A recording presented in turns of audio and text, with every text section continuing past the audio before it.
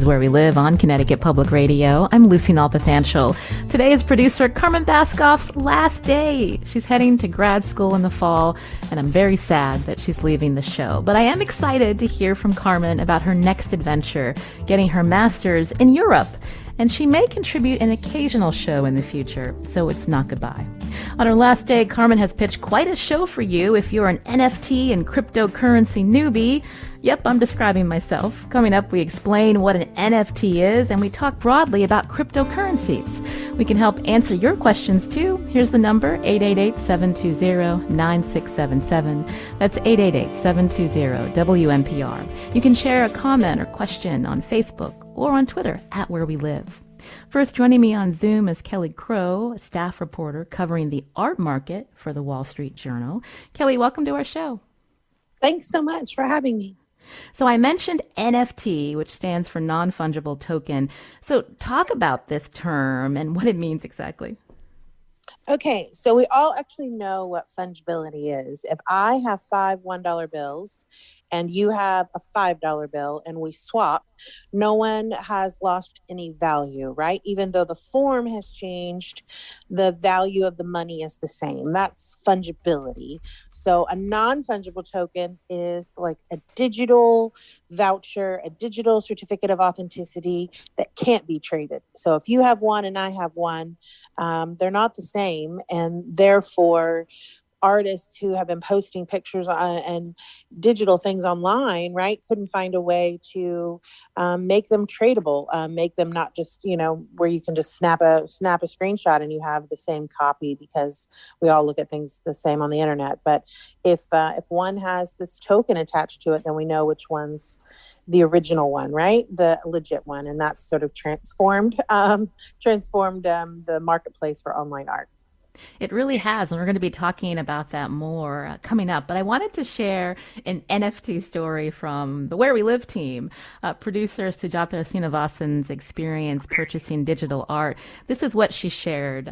She wrote, "I was on Clubhouse when Pierce Brosnan was talking about art that he made, his first NFT collection that was selling online at lgnd.art. Now, my home is full of art. I absolutely love work by local artists, art by my friends' kids, and I buy these for pleasure. But we also have a kid to put through college, and Brosnan was selling a quirky limited edition called earplugs for $20 each."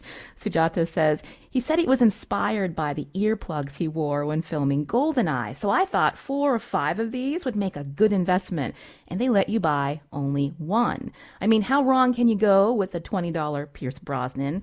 This is embarrassing. I expected it to be arrive by mail, but nothing showed up. It was confusing because it said wax next to the art, so I assumed it was maybe something physical.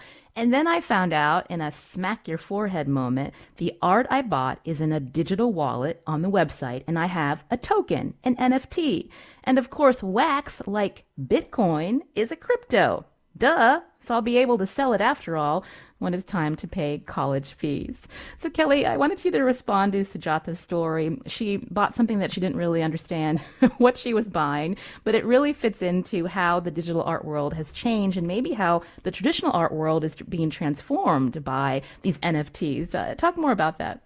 No, I think that story is completely typical of a lot of collectors, even folks who were, like you say, buying art from galleries or buying them online and having things shipped. The digital bonanza is sort of sprouted up really since the spring for most traditional collectors. Folks who are really into crypto were paying attention all last year, and over the winter, some major digital artists were starting to make some money. And but really, mom and pop America, right, wasn't really paying attention until about March or April. And so, it's a brand new world out there, and there's kind of a gold rush fever to it. So a lot of folks are still just trying to figure out what they are and how to collect them wisely and not get suckered or scammed in the process. But basically, yeah, she's bought a digital asset. So that image will only be seen and traded online. And it's in a place that she can access. And hopefully she bought it from a platform where she can move it off of that platform and onto her computer or onto somewhere sort of safe, so that if anything happens on that site, it still exists. That's one tip I would have for collectors. But Yeah, I mean, I think a lot of folks are sort of stumbling into it, and really trying to figure out what's going on. Now, there's a case study of a famous GIF, Nyan Cat. You can see this, listeners, if you go to wnpr.org/where we live. There's an image of Nyan Cat. If you don't know what I'm talking about, it's an animated cat whose body is made of a pink poptart. It flies, shooting Mm-hmm. out a rainbow. This GIF was pretty popular, Kelly, on the internet in the 2010s, and then Mm-hmm. people may have shared it on social media. Now, Nyan Cat sold for nearly $600,000 as an NFT. What's going on? Well, I think what it really is we have, right, a generation of young folks, millennials, right, who grew up with memes, right, and they've lived on social media and the trading and the sharing and the snapping and the TikToking or whatever of memes, right, is pervasive in their culture. It's very normal for them to swap images. It's a huge way in which they communicate. It's punchlines to jokes. It's almost native, right, in how they communicate with each other. And so when this little meme came up, the fact that it's so well known, it helps the value of it if you have exactly something that the originator considered to be the original of it, right? In the same way that, like, we go to the Louvre and we see the Mona Lisa, we don't get to walk out with the Mona Lisa. Maybe we buy a poster or whatever. We buy something from the souvenir shop, right? We want to take a little piece of this thing that's so ubiquitous and universally loved. But we want to take a little souvenir, but really only one person can have that original. So I think that same kind of supply and demand sort of dynamics come into play, as well as just the human desire to collect and to own something that everyone loves, but that only you claim ownership to, right? I mean, this sort of impulse in us is pretty primal, and has driven Picasso prizes into way north of way north of $100 million. So there's something really timeless about NFTs. And then there's something super fresh and new technologically in terms of how these smart contracts are written and the strings that can get attached to them. For the first time, digital artists can write in code where if you trade that piece subsequently, the artist will get a little resale royalty, which has never really been effectively installed in the certainly in the American art market. So there's all these great kind of age-old mechanisms, age-old impulses, right, that are taking place, as well as all this brand new technology, and it's colliding and creating kind of a stew right now. But I don't think the tar pit will last forever. I think things will start to sift out. So when you hear that this digital art is selling for more than $500,000, this obviously can be received pretty positively by other artists. I mean, what are they saying, and how has the traditional art world responded? Oh gosh! At first, there was a ton of head scratching. I was also on Clubhouse, like your listener, and it's all anyone wanted to talk about in March and April, and certainly in May, leading up to the $70 million sale of Beeple's Everydays at Christie's. I mean, everyone just wanted to try to figure out what they are. Now that we know that there's value to them, a lot of artists are beginning to move into the space. Major artists with museum followings and auction, track records are starting to experiment in the space, like Urs Fisher, John Gerard, just a lot of them, Daniel Arsham. Major artists who already have a following are beginning to get into them, and I think that's been a little bit of a bridge for collectors who know these artists but don't know the technology, right? They'll probably stick with artists that they know. On the other hand, because just about anybody can mint an NFT, it's sort of been a real playground for a lot of unknown artists to just try to, make it big. I feel like their odds are harder. It's better sort of if you already have a reputation online for being kind of an innovator in that space. I'm thinking now along the lines of people, or even more like Pac, artists who have sort of inhabited a digital space for a long time and have built up that following. So you're seeing a real kind of bifurcated artist marketplace within the well-known ones and the brand new ones. And again, that's why I say, like, the roster of which NFTs to collect is sort of still getting sorted.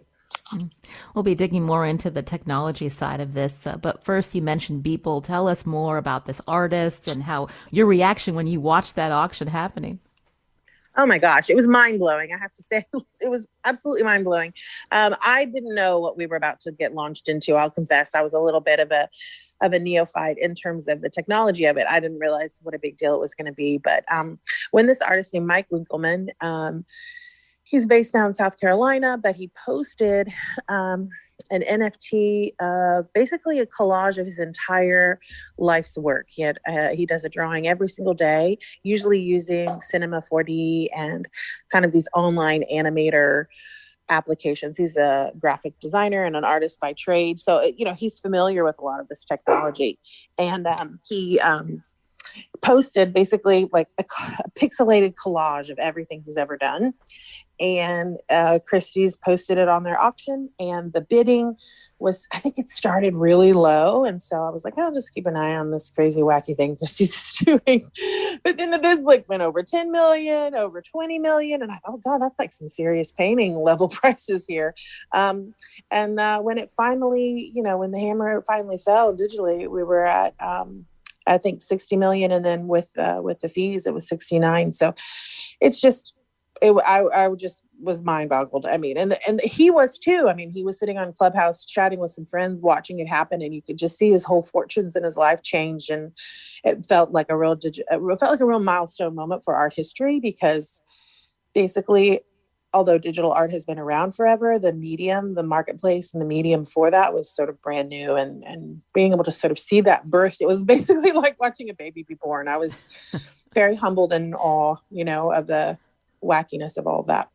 So, who are these investors that are paying this kind of money? Yeah, that's a really good question, and one that I had early on too. And I think it's hugely significant to understanding the values that we're seeing. So, folks who joined Bitcoin at the very beginning, and really, I mean, it's been a roller coaster, right? Because it's decentralized, right? So it's volatile. But there are guys who really got in and started playing with these digital currencies over the years. And now Bitcoin's like almost a decade old. And so they have maybe bought very low at the very beginning. And now, they have a huge value.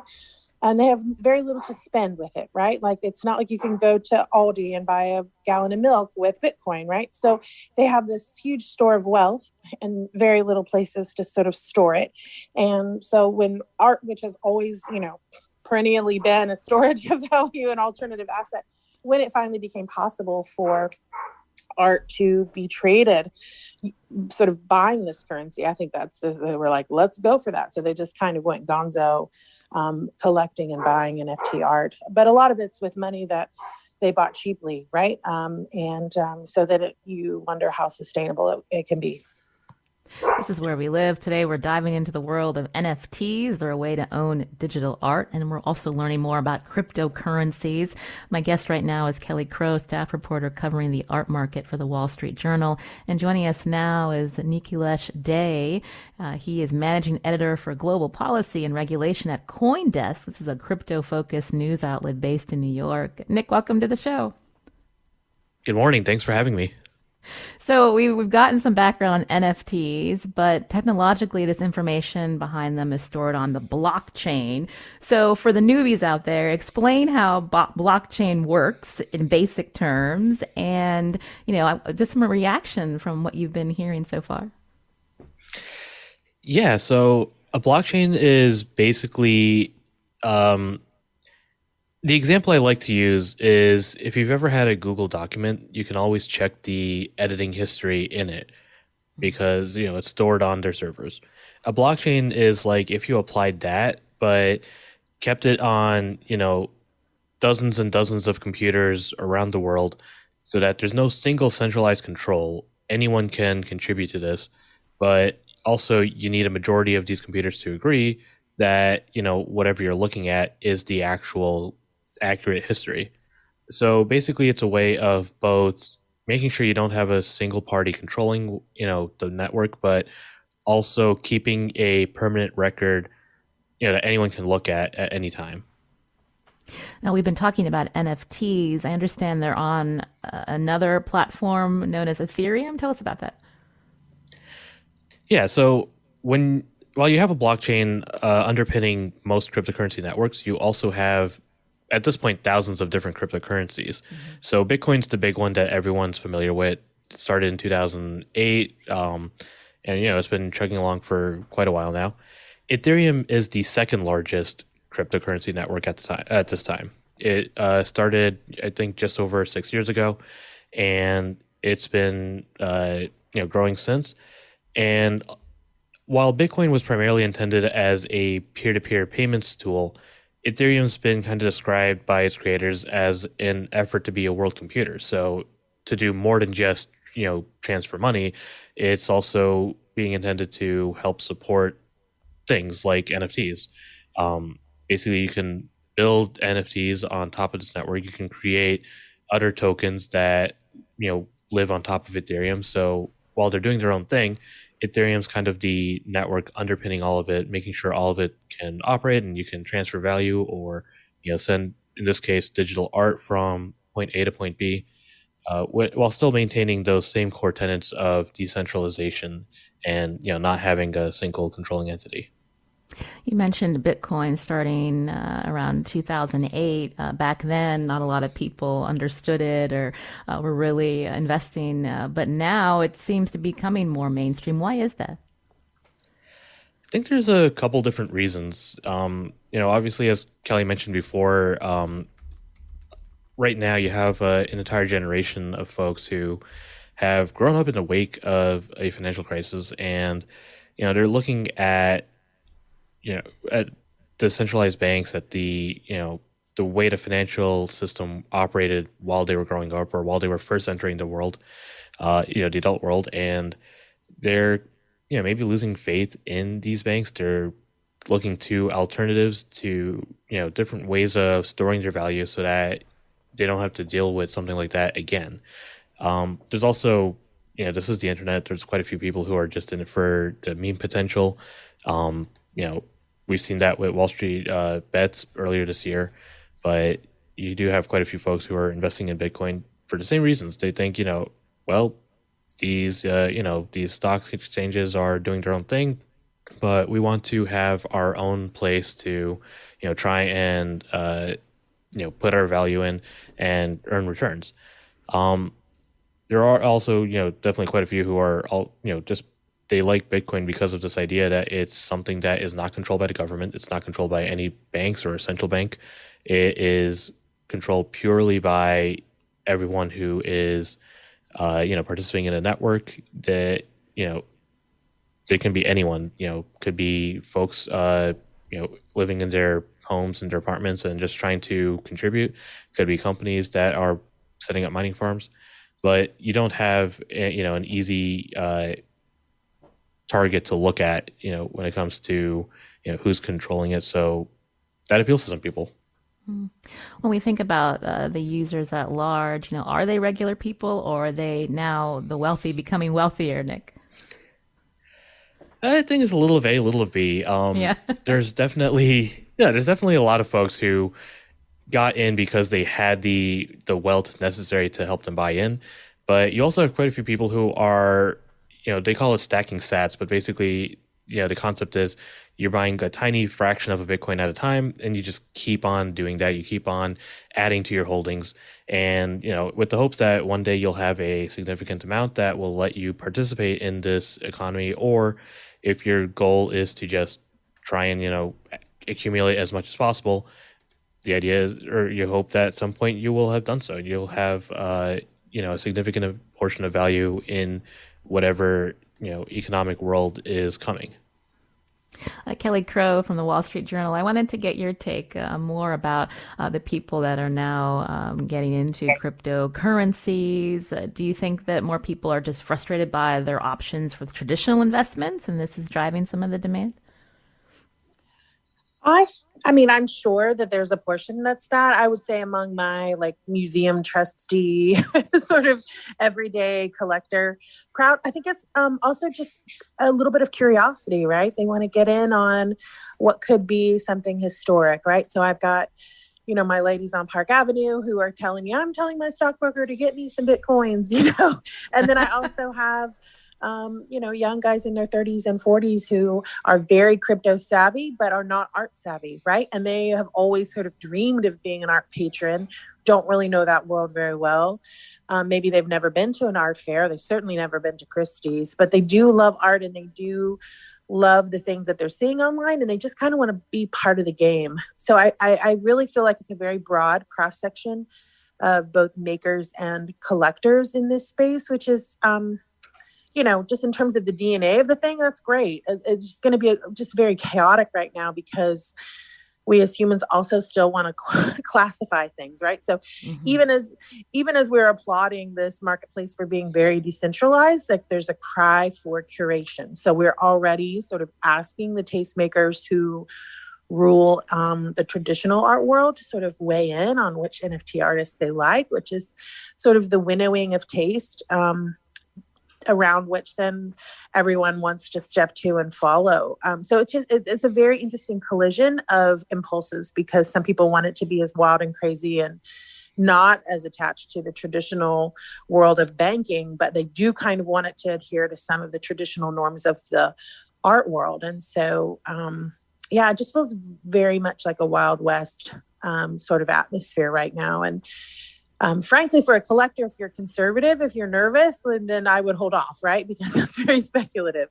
Right. It's very much like the contemporary art world, right? Art history is a brutal mistress, and it takes a long time for people to sort of figure out who's the Da Vinci of our century, right? We don't know that yet, and we probably won't for a long time. So if you're buying NFT artists, you need to buy them because you love them and you're having fun with it. But I wouldn't bet your life savings on an NFT artist right now because we don't know. Will they be the Picasso of the next century? Time will tell, but I would be conservative rather than giddy if you're spending real money, if you know what I mean. I like those words of wisdom from you, Kelly. I saw in a New York Times piece, they summed up NFTs as the YOLO, FOMO, LOL economy. Translation, you only live once, fear of missing out, laugh out loud economy. Do you think that's a fair description, Kelly? Yeah, I think so. And you know what? We've all been so cooped up over the last year, right? Like we live on our screens. We're very comfortable there. And we've been sort of inhaling everything from TV to reunions with grandma. I mean, everything's been funneled through this little screen in front of us. And so it's totally natural that art would be changed by it, right? Because we as a society have been changed by it. And it's a global change all at once, which I feel like rarely happens, that we all as an entire globe experience something. I mean, I'm sure people even ignore the Olympics, right? Which is we're all supposed to be paying attention to that. But the pandemic, we couldn't ignore, right? And so we're all coming out of this traumatic moment or still in this traumatic moment. And we're all kind of processing it on our screens. And so in a way, it's totally poetic that this art form would proliferate right on a screen, and that the fortunes that we make are being made digitally in ways that we can't see with our hands, and we can't even trade with our hands. But we're not even handshaking yet in real life. So I just think it's all kind of beautifully poetic for, I think, the time that we live in. And then real quick, Kelly, we've been talking about NFT technology reshaping the art world. What will you be watching in the next few months and the upcoming year? I mean, the ability to be scammed. Do you think that the scammers are out there figuring, okay, how are we going to make some of this wealth for ourselves? Absolutely. As in the traditional art world, you've got art theft, you've got art impersonation, you've got people making fake paintings and selling them. I remember when Russia became a real market force, suddenly the market was filled with all these like Russian icon paintings. I'm like, I haven't seen this many Russian icon paintings in museums, and suddenly they were everywhere. So, opportunity will often stoke interest from criminal elements. And obviously the hackers are already hugely tech savvy. And so I would definitely say buyer beware. I would definitely, if you're interested in buying an NFT artist, I would reach out to them on social media and make sure that the piece that you're seeing on the website offering it for sale is really backed by them. It's very easy to try to check with the artist themselves. Hey, are you behind this sale? Just to make sure that you're not buying an impersonator, right? Because then there's questionable value. If that's a fake, then one of these days you're not going to be able to trade it if that artist disavows it. So I would also be aware of phishing schemes, any sort of get rich things that just feels too good to be true, right? Keep those same instincts in place, even if you're navigating a new marketplace. So if you're getting an email saying, hey, my dad has $1 billion that he wants to give you. Just give me the password to your digital wallet and we'll transfer it. You need to be skeptical of that, just as you would if someone were calling you, with that same offer in real life. So don't lose your head and don't lose your savings in just the giddiness of the moment. Stay smart. Kelly Crow is staff reporter covering the art market for the Wall Street Journal. Kelly, it's been fun. Thank you for joining us. This is Where We Live on Connecticut Public Radio. I'm Lucy Nalpathanchel. Nick Day will stay with us. He's managing editor for global policy and regulation at CoinDesk. It's a crypto-focused news outlet based in New York. Now, most of us have heard of cryptocurrencies, but maybe you think it's not relevant to our lives. But cryptocurrency investment is becoming increasingly mainstream, with one 401k provider even offering users to invest a small portion of their retirement in crypto. We'll talk about that and the implications for all of us after the break. You can join us to 888-720-9677 or find us on Facebook and Twitter at Where We Live.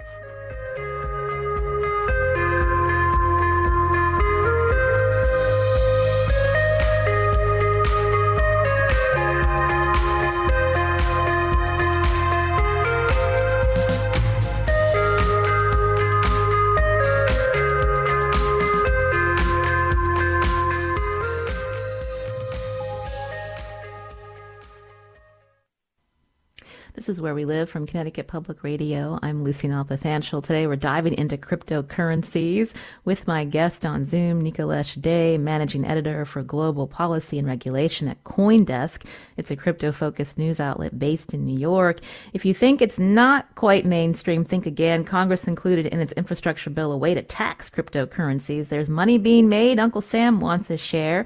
Also, as the Washington Post reported, quote, conversations surrounding cryptocurrencies are becoming increasingly common, especially as ransomware attacks, whose perpetrators demand payments in cryptocurrency, heighten awareness among victimized people, companies, and municipalities, even here in our state. Can cryptocurrencies have a positive impact, or is it all about getting richer? Coming up later, we'll learn about the drawbacks to cryptocurrencies, a big environmental impact that's just ahead. But Nick, I wanted to get back to you when we talk about cryptocurrencies and how they have value. Walk us through the system. Yeah, so the basic idea behind crypto is you have, the ability to transact on this network without interference, like we said before. Mm-hmm. And so a lot of the value does come from, largely this idea. It's not necessarily, there's no government backing this, like you have with dollars or other, national currencies. So whatever value goes into the system is really put in by the folks who are interacting on it. And, that started out as just you had, I think, multiple Bitcoins to $1 back in, when it started in 2008, 2009. And now you have, I think, $2 trillion or so in the overall crypto market. Some of that is largely, due to retail users. So, everyday folks who are trying to participate, but you also now have massive institutions that are trying to participate as well, and they're treating this as some businesses are treating this as an inflation hedge. Some businesses are just treating this as potential investment.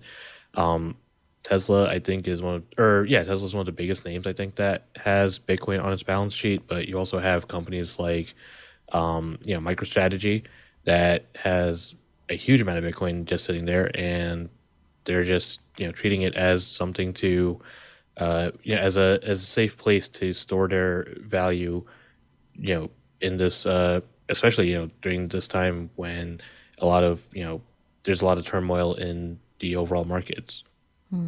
So basically, if more people are investing in crypto because they believe it has value, then the price will rise and vice versa. And so yes. Recently, with the fluctuations, what's happening there?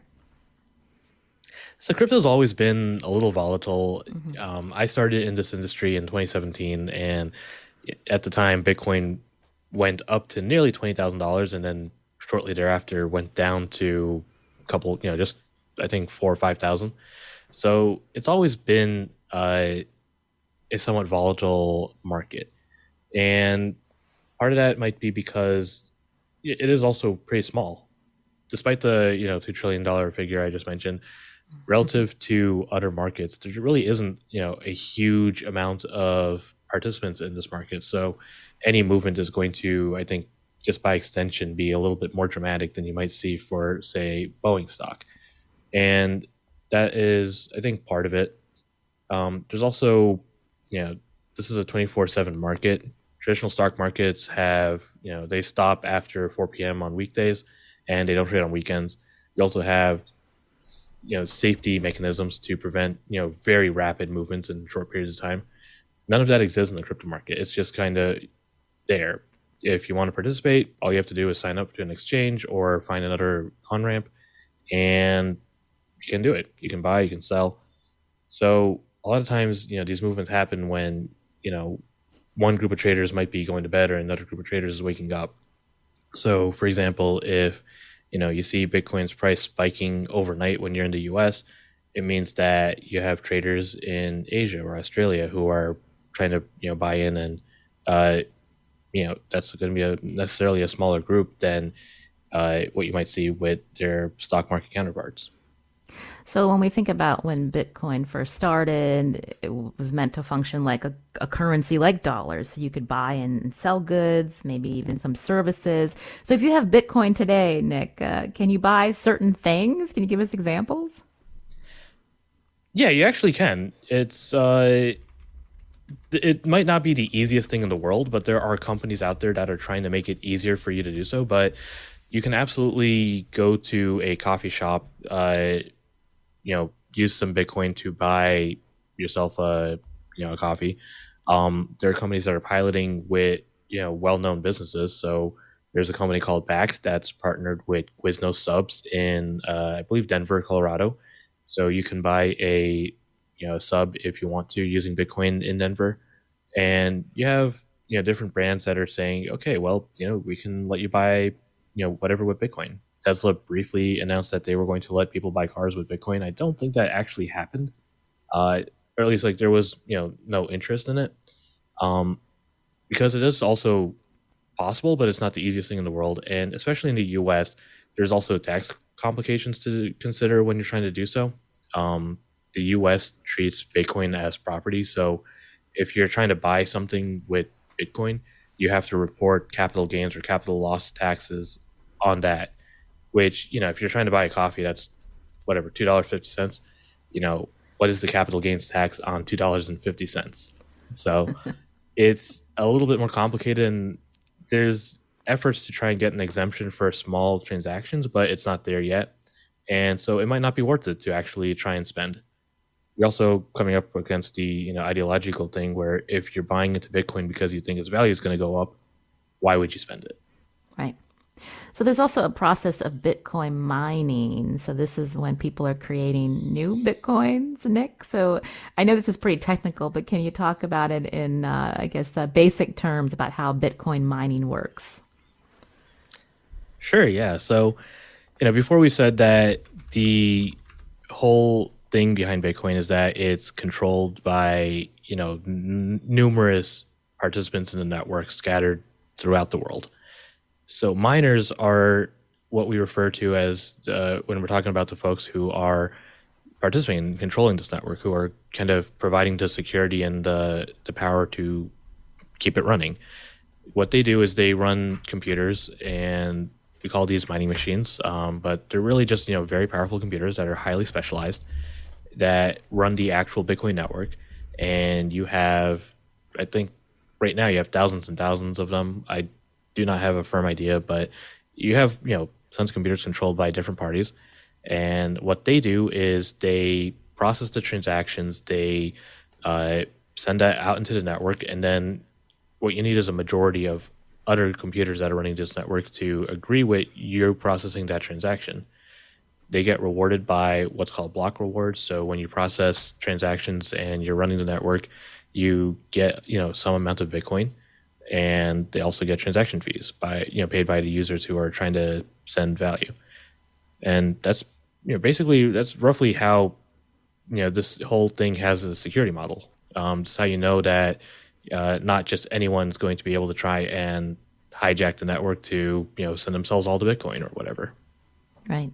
You're hearing Nicolesh Day again here on Where We Live. He's managing editor for global policy and regulation at CoinDesk, a crypto-focused news outlet based in New York.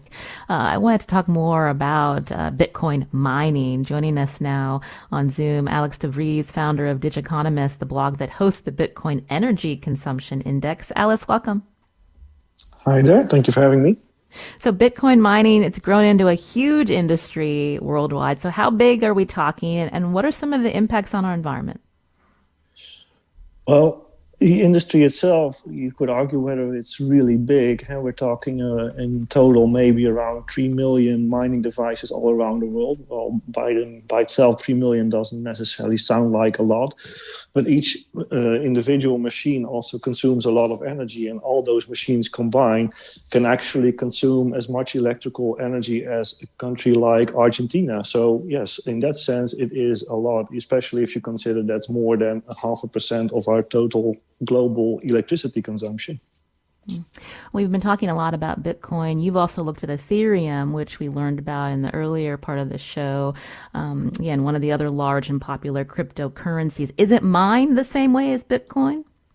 At the moment, they're running the exact same algorithm. Now, the thing is that the total impact of the Ethereum network is less than that of the Bitcoin network. But the reason for that is that Bitcoin is also more valuable than Ethereum. And ultimately, what drives the mining activity in these networks is the value of the native currency. So simply said, if the price of Bitcoin goes up, mining Bitcoin becomes more profitable because the miners are receiving a fixed amount of Bitcoins.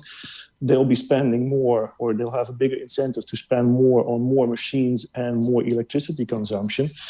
And the more valuable a network is, the bigger ultimately its impact becomes. That goes two ways, by the way. You could also say the opposite is true. If the value of Bitcoin would be zero, miners wouldn't be making any money and they wouldn't be able to pay for any resource whatsoever.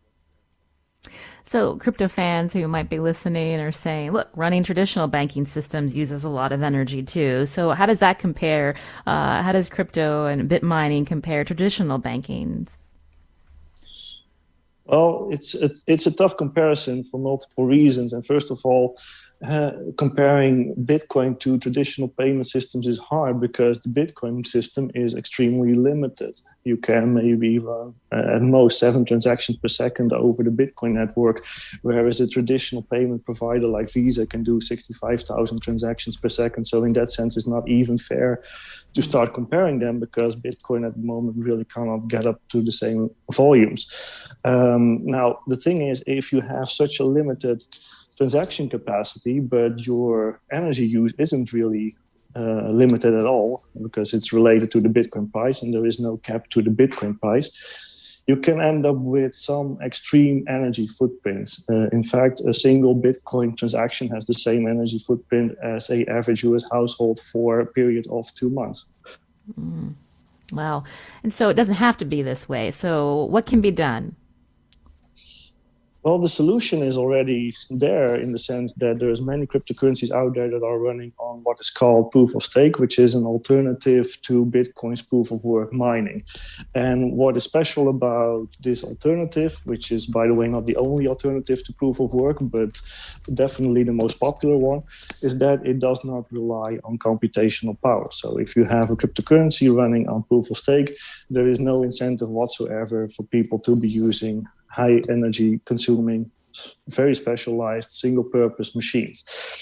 If you run a cryptocurrency on such a proof of stake algorithm, you can actually save 99.95 of the percent of the energy consumption of if the currency was running on a proof of work based system. And actually, the second largest cryptocurrency of the moment, Ethereum, as has been mentioned, is actively planning on making that switch in the near future, which is something that could also be done for Bitcoin theoretically. The world just got some more alarming news on the climate front in the latest IPCC report that came out. It's pretty bleak. And, there are instances of Bitcoin miners moving to locations and using old fossil fuel plants. And so there's a lot at stake, Alex, when we think about this.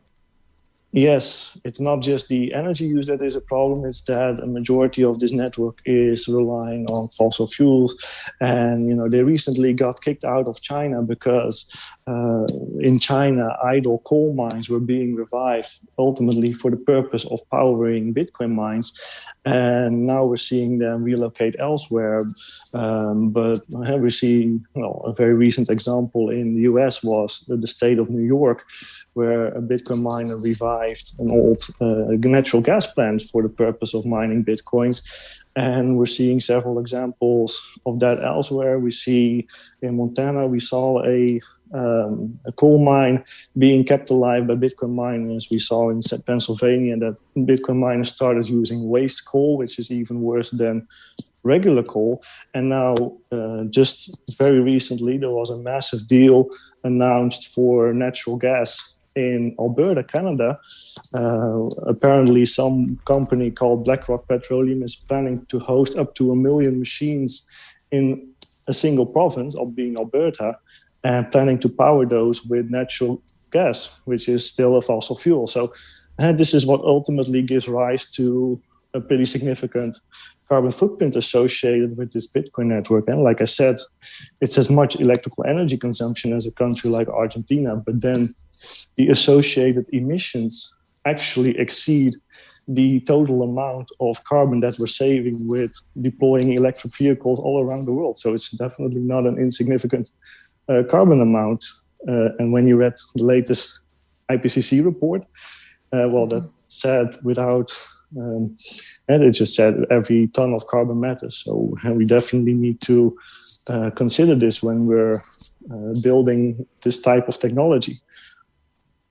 We'll have to leave it there. Alex de Vries, again, founder of Digiconomist, the blog that hosts the Bitcoin Energy Consumption Index. You've given us a lot to think about. Alex, thank you for your time today. We really appreciate it. This is Where We Live on Connecticut Public Radio. I'm Lucy Nalpathanchel. We're going to keep talking to Nicolesh Day after the break, and you can join us too. Find us on Facebook and Twitter at Where We Live.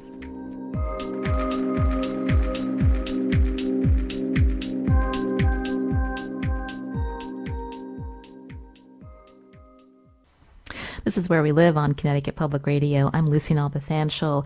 With me on Zoom is Nicolesh Day. He's managing editor for global policy and regulation at CoinDesk, a crypto-focused news outlet based in New York. Nick, we heard Alex de Vries talking about the concerns with the energy consumption of Bitcoin mining. How is the crypto world responding to this? There's a pretty mixed bag. There are some who are for sure considering the energy implications. The proof of stake movement for Ethereum is one of these responses. You have some parties who think that Bitcoin mining might incentivize more clean energy sources if they're set up in different locations. And you have some folks who they genuinely don't care. They don't see that as an important issue to be considering when you're talking about Bitcoin mining. Earlier, I mentioned that Congress is looking at all of the wealth that's being created with cryptocurrency investors, and actually part of the massive infrastructure bill that the Senate recently passed, there's a part that relates to cryptocurrencies. Can you explain that for us? Yeah, so the infrastructure bill has about $550 billion of new spending, and to pay for that, the folks who wrote it looked at the crypto industry and believe that they can generate about $28 billion over the next 10 years through expanding a tax on Bitcoin or on crypto generally. So it's not a new tax, but what they're doing is they're expanding the definition of a broker to try and capture more entities within the crypto ecosystem who can then, provide information about their transactions that they're facilitating and therefore report and pay taxes on that. And the concern has been, it's been a pretty broad definition, so it might capture parties that don't really have the information they would need to report. Right. And I think you mentioned 28 billion. Where'd that number come from? That's a pretty big mystery. I've been reporting on this. A couple others at various news outlets have been reporting on this, and it's really unclear where exactly the calculation came from or what it was looking at. And there was an effort to try and drop non-broker entities, so miners, for example, from the definition, but the Joint Committee on Taxation, which appears to have produced the number, said that that would drop about 5 billion from the revenue generated. So it's very unclear where exactly that number came from or how anyone calculated it. And so you talked about some of the consequences, and would companies and brokers be moving out of the U.S. if this were to pass completely? That's been the industry concern, right? Is that if you legally cannot comply with these new regulations being enforced, then the options are either shut down or relocate. And so either way, the fear is that this industry will leave the U.S. and whether that is a permanent move or until the law changes or what exactly the long-term consequences are, that's going to be remaining to be seen. And this is probably we'll find out in a couple of years after the Treasury Department interprets this and all the regulations really come into effect. Meanwhile, we've been talking again as Bitcoin created as a decentralized system, but now this idea of digital currencies gaining traction with central banks too, even the U.S. Fed thinking about its own. Can you briefly talk us through that? Yeah, so central bank digital currencies is this idea that a central bank needs to keep up with what's going on technologically, and so some central banks are evaluating distributed ledgers as a potential technology base for future proofing their existing currencies, right? A lot of folks worldwide, not just in the US but worldwide, primarily transact online now. They don't use physical cash anymore, and central bank digital currencies are one possible solution to helping ensure this transition seamless and effective for all. Proponents believe that it could also help solve certain issues. For example, you have banking deserts in certain regions that require you don't have banks in these locations, so a central bank digital currency might be easier for some folks to access the world financial system because you don't need a bank to support it. The Fed is looking at this. They haven't really released any decisions, but you have countries like China that are already in the pilot stages of trialing these kinds of central bank digital currencies. So it sounds like the U.S. will be playing catch up once again. Nicholas Day, thank you for joining us today on the show. Managing editor for global policy and regulation at CoinDesk, a crypto-focused news outlet based in New York. We really appreciate your time. I'm Lucy Nalpathanchel. As I mentioned, Carmen Baskoff produced today's show. And at the top of the hour, I mentioned she's leaving the show to start grad school. She's been a member of the Where We Live team for 4 years, and she's produced some memorable shows. There's too many to name here, but if there is a science angle or a transportation angle, you can be sure Carmen was producing that episode. She came to the team right out of college, and she had the right instincts to become a journalist. She's immensely curious. She's not afraid to push back, exactly what you want on a news talk show team. She's also been a great colleague and friend. All the best to you, Carmen. We can't wait to hear what's next for you. Today's show, again, produced by Carmen. Her last show, we really appreciate all your work. Our technical producer is Kat Pastor. I'm Lucy Nalpathanchel. Hannes Brown produced our theme song. We hope you have a great weekend.